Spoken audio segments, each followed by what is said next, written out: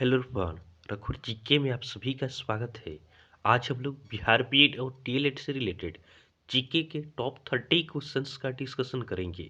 आज के क्लास में हम संविधान से रिलेटेड टॉप 30 क्वेश्चंस का डिस्कशन करेंगे, जो आपके एग्जाम के दृष्टिकोण से काफ़ी इंपॉर्टेंट रहने वाला है।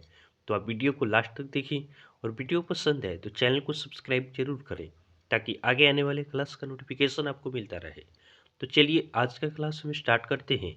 हमारा फर्स्ट क्वेश्चन है, निम्नलिखित में से किस अधिनियम ने केंद्र में द्वैध शासन प्रणाली को स्थापित किया? निम्नलिखित में से किस अधिनियम ने केंद्र में द्वैध शासन प्रणाली को स्थापित किया? तो इस प्रश्न का सही उत्तर होगा ऑप्शन ए, भारत शासन अधिनियम 1935। तो भारत शासन अधिनियम 1935 इसने आपका केंद्र में द्वैध शासन प्रणाली को स्थापित किया। नेक्स्ट क्वेश्चन है, किस अधिनियम की प्रमुख विशेषता प्रांतीय स्वायत्तता थी? तो किस अधिनियम की प्रमुख विशेषता प्रांतीय स्वायत्तता थी? तो इस प्रश्न का सही उत्तर होगा ऑप्शन ए, 1935। तो भारत सरकार अधिनियम 1935 इसकी प्रमुख विशेषता आपका प्रांतीय स्वायत्तता थी। और ध्यान रखेंगे, संघीय प्रणाली का पहला प्रयास भारत सरकार अधिनियम 1935 द्वारा किया गया था। नेक्स्ट क्वेश्चन को देखते हैं। 1946 का कैबिनेट मिशन 3 मंत्रियों से गठित था। निम्नलिखित में से कौन इसका सदस्य नहीं था? हमें बताना है कि कैबिनेट मिशन जो आपका भारत आया था 1946 में, इसके कौन सदस्य नहीं थे? तो कैबिनेट मिशन इसमें आपका 3 मंत्री आए थे। कौन कौन थे? तो ये आपके थे लॉरेंस थे, एलेक्जेंडर थे और क्रिप्स थे। ये तीनों आपका कैबिनेट मिशन के तहत भारत में आए। इसके सदस्य कौन नहीं थे? तो लॉर्ड एमरी, ये आपके इसके सदस्य नहीं थे। तो ऑप्शन डी हमारा सही आंसर होगा। ध्यान रखेंगे, कैबिनेट मिशन यह भारत में आपका मार्च 1946 में आया था। नेक्स्ट क्वेश्चन है, 1922 ईस्वी में निम्नलिखित में से किसके द्वारा यह उद्गार व्यक्त किया गया कि भारतीय संविधान भारतीयों की इच्छा अनुसार होगा? यह किसने कहा है कि भारतीय संविधान भारतीयों की इच्छा अनुसार होगा? तो यह आपका महात्मा गांधी द्वारा कहा गया। तो ऑप्शन ए हमारा सही आंसर होगा। 1922 में आपका महात्मा गांधी द्वारा यह उद्गार व्यक्त किया गया कि भारतीय संविधान आपका भारतीयों की इच्छा के अनुसार होना चाहिए। तो भारतीयों की इच्छा अनुसार कब होगी संविधान? जब भारत का अपना संसद होगा, अपना संविधान होगा, तब न जाकर आपका क्या होगा, भारत का अपना संविधान होगा, अपने इच्छा अनुसार होगा।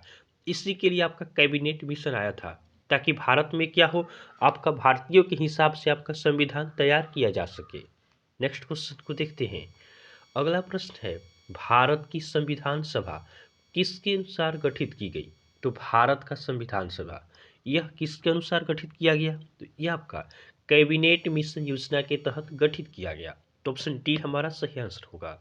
नेक्स्ट क्वेश्चन है, कैबिनेट मिशन योजना के अनुसार संविधान सभा में कुल कितने सदस्य होने थे? तो कैबिनेट मिशन योजना इसके अनुसार आपका संविधान सभा में सदस्यों की संख्या आपका 389 होनी थी। तो ऑप्शन ए हमारा सही आंसर होगा। लेकिन बंटवारे के बाद आपका संविधान सभा में सदस्यों की संख्या आपका कितना रह गया? तो 299 रह गया। तो आप इसे भी याद रखेंगे, दोनों काफ़ी इंपॉर्टेंट है। पहले तो आपका कैबिनेट मिशन योजना के अनुसार सदस्यों की संख्या 389 होनी थी, लेकिन देश विभाजन के बाद आपका संविधान सभा में सदस्यों की संख्या कितनी रह गई? तो 299। नेक्स्ट क्वेश्चन को देखते हैं। अगला प्रश्न है, कैबिनेट मिशन योजना के अंतर्गत संविधान निर्मात्री परिषद में प्रत्येक प्रांत की आवंटित सदस्य संख्या निर्धारित करने के लिए एक प्रतिनिधि कितनी जनसंख्या के अनुपात में था? तो एक प्रतिनिधि का आपका नियुक्ति कितने जनसंख्या पर किया गया था? तो यह आपका 10 लाख व्यक्ति पर किया गया था। तो ऑप्शन बी हमारा सही आंसर होगा। ध्यान रखेंगे, संविधान सभा में जो आपका चुनाव हुआ वह आपका प्रत्येक 10 लाख व्यक्ति पर एक प्रतिनिधि का चुनाव किया गया था। तो ऑप्शन बी हमारा सही आंसर है। और ध्यान रखेंगे, संविधान सभा में हैदराबाद रियासत के प्रतिनिधियों ने आपका भाग नहीं लिया था। नेक्स्ट क्वेश्चन है, बी आर अम्बेडकर अर्थात डॉक्टर भीमराव अंबेडकर का संविधान सभा में निर्वाचन हुआ था।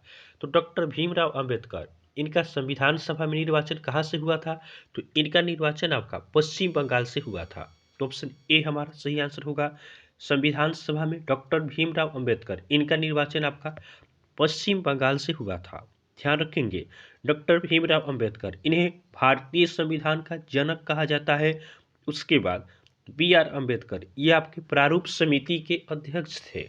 नेक्स्ट क्वेश्चन है, संविधान सभा के उद्घाटन अधिवेशन की अध्यक्षता किसने की? तो संविधान सभा, इसका जो आपका उद्घाटन अधिवेशन हुआ, इसकी अध्यक्षता किसके द्वारा की गई? तो ये आपका सच्चिदानंद सिन्हा द्वारा किया गया। तो ऑप्शन बी हमारा सही आंसर होगा। संविधान सभा में सबसे बुजुर्ग व्यक्ति थे सच्चिदानंद सिन्हा, इन्हीं के द्वारा आपका उद्घाटन अधिवेशन की अध्यक्षता की गई और इन्हें आपका अस्थायी अध्यक्ष भी संविधान का कहा जाता है। तो आप इसे भी ध्यान रखेंगे। संविधान सभा, इसके अस्थायी अध्यक्ष कौन थे? तो ये आपके सच्चिदानंद सिन्हा थे। नेक्स्ट क्वेश्चन है, संविधान सभा का पहला सत्र हुआ था। तो संविधान सभा जिसके पहले सत्र की अध्यक्षता किसने की थी? सच्चिदानंद सिन्हा। तो यह पहला सत्र कब हुआ था? तो यह आपका हुआ था 9 दिसंबर 1946 को। तो ऑप्शन सी हमारा सही आंसर होगा। संविधान सभा, इसका पहला सत्र कब हुआ? 9 दिसंबर 1946 को।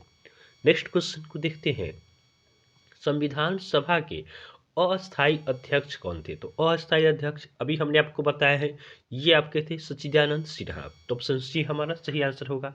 संविधान सभा, इसके अस्थायी अध्यक्ष कौन थे? सच्चिदानंद सिन्हा थे। नेक्स्ट क्वेश्चन है, संविधान सभा के अस्थायी अध्यक्ष कौन थे? तो संविधान सभा, इसके अस्थायी अध्यक्ष कौन थे? तो संविधान सभा के अस्थायी अध्यक्ष आपका डॉक्टर राजेंद्र प्रसाद थे। तो ऑप्शन सी हमारा सही आंसर होगा, डॉक्टर राजेंद्र प्रसाद। ये संविधान सभा के अस्थायी अध्यक्ष और अस्थायी अध्यक्ष कौन थे? तो ये आपके थे सच्चिदानंद सिन्हा। नेक्स्ट क्वेश्चन है, 11 दिसंबर 1946 को किसे संविधान सभा का अस्थायी अध्यक्ष चुना गया? तो ध्यान रखेंगे, अस्थायी अध्यक्ष के रूप में आपका डॉक्टर राजेंद्र प्रसाद को चुना गया। कब चुना गया? तो 11 दिसंबर 1946 को। नेक्स्ट क्वेश्चन है, संविधान सभा के संवैधानिक सलाहकार कौन थे?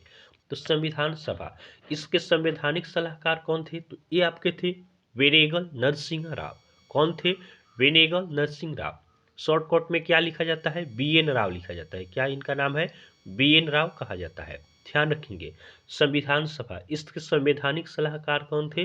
तो BN राव थे। नेक्स्ट क्वेश्चन है, संविधान सभा के चुने हुए अस्थायी अध्यक्ष कौन थे? तो संविधान सभा, इसके चुने हुए अस्थायी अध्यक्ष कौन थे? तो आप खुद जानते हैं कि अस्थायी अध्यक्ष कौन थे? तो डॉक्टर राजेंद्र प्रसाद थे। ऑप्शन सी हमारा सही आंसर है। नेक्स्ट क्वेश्चन है, भारतीय संविधान सभा की प्रारूप समिति के अध्यक्ष थे। तो प्रारूप समिति, इसके अध्यक्ष कौन थे? तो प्रारूप समिति के अध्यक्ष थे डॉक्टर BR अम्बेडकर। तो ऑप्शन सी हमारा सही आंसर होगा, डॉक्टर भीमराव अंबेडकर, ये प्रारूप समिति के अध्यक्ष थे। और प्रारूप समिति, इसमें सदस्यों की संख्या कितनी थी? तो प्रारूप समिति में आपका सदस्यों की संख्या 7 थी। नेक्स्ट क्वेश्चन को देखते हैं, निम्नलिखित में से कौन भारतीय संविधान की प्रारूप समिति के सदस्य नहीं थे? तो प्रारूप समिति, इसके सदस्य कौन कौन नहीं थे? तो पहले तो हम देखते हैं कि कौन कौन इसके सदस्य थे। तो ध्यान रखेंगे, प्रारूप समिति, इनमें आपका सदस्यों की संख्या कितनी थी? 7 थी। और अध्यक्ष कौन थे? अध्यक्ष आपका डॉक्टर भीमराव अंबेडकर थे। तो ये तो होंगे ही संविधान के आपका प्रारूप समिति में डॉक्टर BR अम्बेडकर होंगे। इनके अलावा 6 कौन थे? तो ध्यान रखेंगे, ये थे आपके अल्लादी कृष्णा स्वामी अय्यर। कौन थे? कृष्णा स्वामी अय्यर थे। तो ये आपके थे कृष्णा स्वामी। उसके बाद आपके थे कौन थे? N गोपाल स्वामी अयंगार। तो गोपाल स्वामी ये भी थे। उसके बाद ध्यान रखेंगे, उसके बाद डॉक्टर भीमराव अंबेडकर थे। तो ये भी तो आपके थे, हमने बताया है। और डॉक्टर भीमराव अंबेडकर अध्यक्ष थे। उसके बाद थे KM मुंशी। कौन थे? ध्यान रखेंगे, नोट करके इसे याद कर लेंगे, KM मुंशी थे। उसके बाद ध्यान देंगे, उसके बाद आपके थे मोहम्मद सादुल्ला। कौन थे? मोहम्मद सादुल्ला थे। मोहम्मद सादुल्ला थे। उसके बाद कौन थे? उसके बाद थे N माधवन। कौन थे? उसके बाद थे N माधवन। और लास्ट कौन थे? लास्ट आपके थे TT कृष्णमाचारी। कौन थे? TT कृष्णमाचारी। ध्यान रखेंगे, ये आपके थे संविधान के आपका प्रारूप समिति के सदस्य थे। तो कौन नहीं थे? तो इसमें आपका डॉक्टर राजेंद्र प्रसाद नहीं है। तो हमारा सही आंसर क्या होगा? ऑप्शन डी हमारा सही आंसर होगा, डॉक्टर राजेंद्र प्रसाद, ये आपके प्रारूप समिति के सदस्य नहीं थे। नेक्स्ट क्वेश्चन है, संविधान की प्रारूप समिति के समक्ष प्रस्तावना का प्रस्ताव किसने रखा है? प्रस्तावना का प्रस्ताव किसने रखा है? तो ये आपका रखा गया जवाहरलाल नेहरू द्वारा, तो ऑप्शन डी हमारा सही आंसर होगा।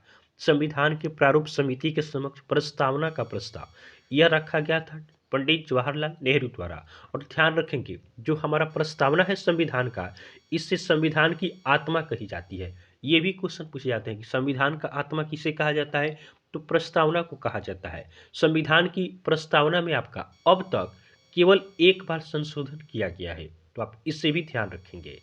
नेक्स्ट क्वेश्चन है, भारतीय संविधान सभा की संघीय शक्ति समिति के अध्यक्ष कौन थे।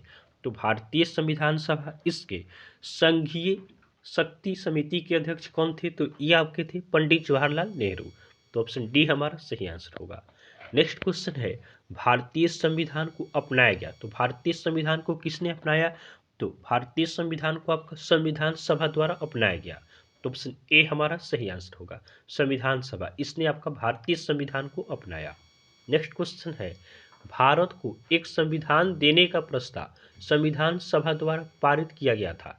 तो भारत को एक संविधान देने का प्रस्ताव संविधान सभा द्वारा कब पारित किया गया था, तो यह आपका 22 जनवरी 1947 को पारित किया गया। तो ऑप्शन बी हमारा सही आंसर होगा। ध्यान रखेंगे कि भारत को एक संविधान देने का प्रस्ताव संविधान सभा द्वारा आपका 22 जनवरी 1947 को पारित किया गया। नेक्स्ट क्वेश्चन है, भारतीय संविधान सभा ने भारतीय राष्ट्रीय ध्वज की रूपरेखा को अंगीकार किया। तो भारतीय राष्ट्रीय ध्वज इसकी रूपरेखा को कब अंगीकार किया गया, तो ध्यान रखेंगे इसे आपका 22 जुलाई 1947 को अंगीकार किया गया। तो ऑप्शन डी हमारा सही आंसर होगा। ध्यान रखेंगे राष्ट्रीय ध्वज की बात करें तो राष्ट्रीय ध्वज तिरंगा का लंबाई और चौड़ाई इसका अनुपात कितना है, 3:2 है।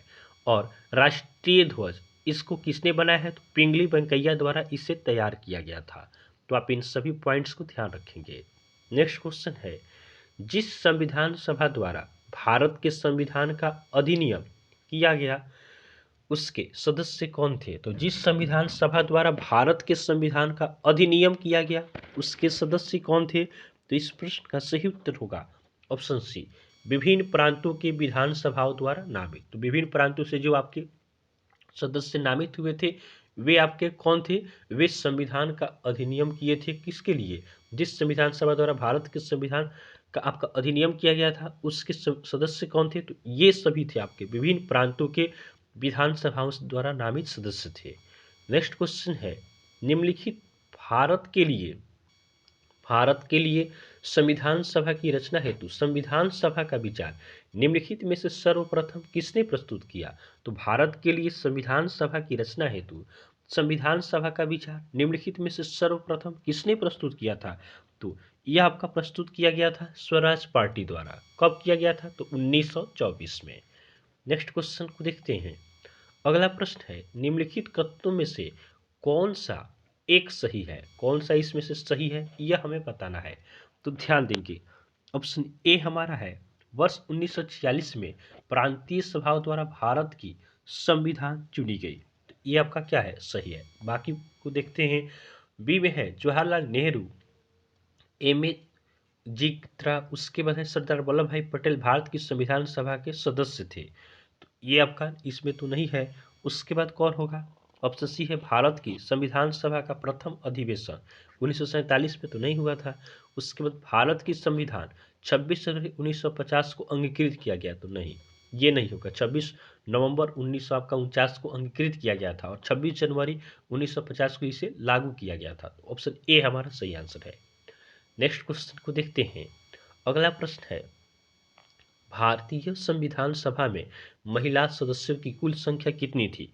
तो महिला सदस्य इनकी कुल संख्या कितनी थी, तो ध्यान रखेंगे महिला सदस्य इनकी कुल संख्या आपका 15 थी। तो ऑप्शन डी हमारा सही आंसर होगा। भारतीय संविधान सभा में महिला सदस्यों की कुल संख्या 15 थी। नेक्स्ट क्वेश्चन है, भारत का संविधान लागू हुआ था। तो भारत का संविधान कब लागू हुआ था, तो लागू आपका पूछेगा तो ये आपका 26 जनवरी 1950 को लागू हुआ था। और अंगीकृत कब किया गया था, अगर पूछते आपकी कि भारत का संविधान कब अंगीकृत किया गया, तो यह आपका 26 नवंबर 1949 को, और 26 नवंबर को ही आपका संविधान दिवस मनाया जाता है। तो आप इसे ध्यान रखेंगे। नेक्स्ट क्वेश्चन को देखते हैं। संविधान पांडुलेखन समिति का निम्नलिखित में से कौन सदस्य नहीं था? तो संविधान पांडुलेखन इसके सदस्य कौन नहीं थे? तो ध्यान रखेंगे मोहम्मद सादुल्ला ये सदस्य थे, के मुंशी थे, ए अय्यर थे, जवाहरलाल नेहरू ये नहीं थे। तो ऑप्शन डी हमारा सही आंसर होगा। आज का हमारा लास्ट क्वेश्चन है, भारत के संविधान का निर्माता किसे माना जाता है? तो भारत का संविधान का निर्माता किसे माना जाता है? तो बी आर अम्बेडकर अर्थात डॉक्टर भीमराव अम्बेडकर को आपका भारतीय संविधान का निर्माता माना जाता है। तो ऑप्शन बी हमारा सही आंसर होगा। ध्यान रखेंगे बी आर अम्बेडकर, इन्हें भारतीय संविधान का पिता कहा जाता है। प्रारूप समिति के ये अध्यक्ष थे और इन्हें भारतीय संविधान का निर्माता कहा जाता है। तो इस तरह हमने भारतीय संविधान से रिलेटेड टॉप 30 क्वेश्चंस का हमने डिस्कशन किया है। तो आपको वीडियो पसंद आया हो तो आप वीडियो को लाइक करें और चैनल को सब्सक्राइब जरूर करें। तो चलिए आज के लिए हम इतना ही रखते हैं, फिर नेक्स्ट वीडियो में आपसे मिलेंगे, तब तक के लिए धन्यवाद।